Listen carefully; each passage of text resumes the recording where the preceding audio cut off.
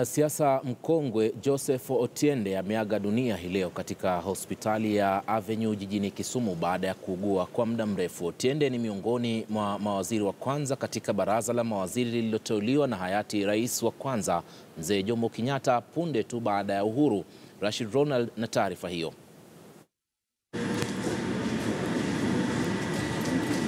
Jamaa na marafiki walifika katika hospitali ya Avenue hapa Kisumu punde tu baada ya kupokea taarifa za kifo chake.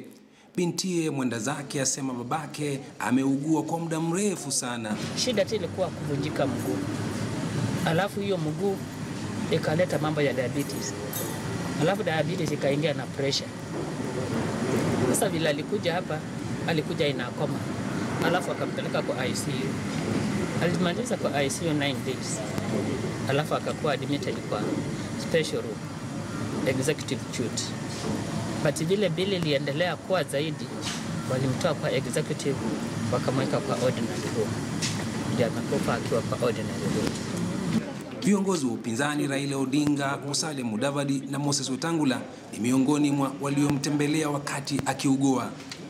Na viongozi kadhaa nchini wametuma risala za rambirambi. Marehemu alikuwa waziri katika baraza la kwanza la mawaziri punde tu Kenya ilipopata uhuru mwaka 1963. Alizaliwa mwaka 1917 katika kijiji cha Akelo, kaunti ya Vihiga. Rashid Ronald, KTN News, katika kaunti ya Kisumu.